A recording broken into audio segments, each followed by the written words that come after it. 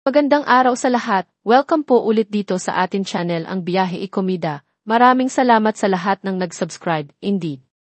Punta tayo sa atin topic, January 28, 2025. Mark Heras, magkano ang TF sa muling pagkaldag sa gay bar? 125 kihi ang minimum charge ng bar para ma-table si Mark. Kakaldag muli si Mark Heras sa Apollo Male Entertainment Bar sa January 31, 2025, Friday. Ang nasabing gay bar ay nasa 717 B. Rojas Boulevard, Baclaran, Parañaque City. Malapit lang ito sa Baclaran Church. Noong January 10, 2025, naunang nagtanghal ala Magic Mike si Mark sa nasabing gay bar. Ang door charge noon ay 500 peso. This Friday night, 500 pa rin ang door charge. Ano ang may expect sa performance ni Mark this time? Sexier and wilder. Sabi ng program host na si Mommy Genesis, Mami Gen, Galios via Messenger ngayong January 29, Wednesday ng hapon. Mas maraming gwapo ang magsushow. Mas pasabog. Grand Finals kasi iyon ng Man of the New Millennium Contest. Very special guest ang bad boy ng dance floor. Take note na sa Apollo na discover ang isang morenong aktor na dakilang tunay at nag-frontal nudity na sa pelikula. Pero inactive siya sa Apollo nowadays. Nakagarahe siguro, kaya vacation mode muna, wika ng isang insider. Dating star dancer ng Apollo ang isang tisoy na hubadero na nakailang pelikula na sa VMX. Umalis na sa Apollo si Tisoy, at lumipat daw sa isang gay bar sa Quezon City kung saan entertainer din ang isang indie actor na wala ring kieme sa pagbubuyang-yang ng kanyang private part. Eka, sumasideline pa ba sa Apollo ang member ng defunct group na Viva Hot Men na in fairness ay makisig pa rin? Siya nga pala, sa Friday night na rin iyong Groovin' Boots concert sa Music Museum sa Green Hills, San Juan City, Metro Manila. Fundraiser iyon kaugnay sa HF birthday ni Boots Anson Roa Rodrigo. Beneficiary ang Mawal Fund kung saan chairperson si Tita Boots. Tampok sa Groovin' Boots sina Lea Navarro, Ding Mercado, Ray Ann Fuentes, at Pat Castillo.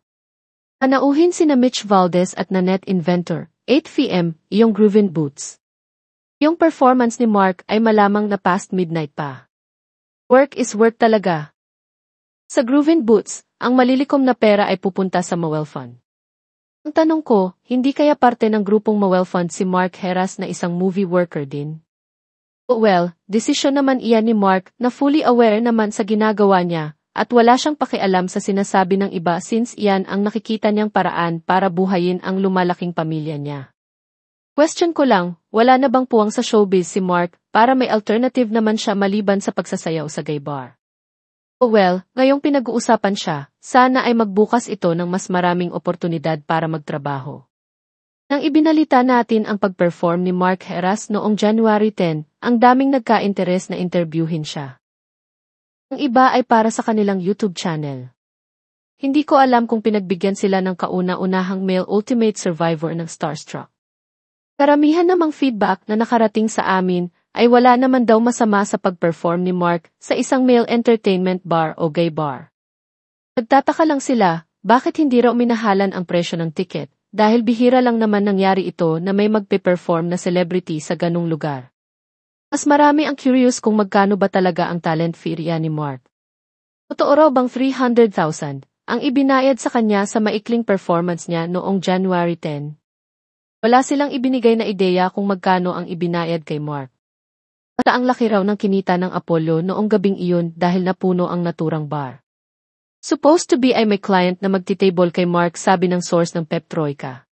Para maitable si Mark, dapat umorder ng at least 5 bote ng alak. Bawat bote, 25k, so, gagastos dapat ng hindi bababa sa 25k para maitable si Mark. Hindi dumating iyong nagpa-reserve na client. Walang naka-afford na makatable si Mark that night. Tingnan natin this weekend kung merong maglulustay ng limpak-limpak na salapi para makausap at makainuman si Mark sa gabing iyon. At yan ang ating latest showbiz chika update for today. Huwag kalimutan mag-subscribe, click the notification bell for more showbiz chika updates, like and share the video at pakisuportahan po ang ating Facebook page. Maraming salamat sa lahat ng nag-subscribe, indeed. Magandang buhay sa lahat, paalam.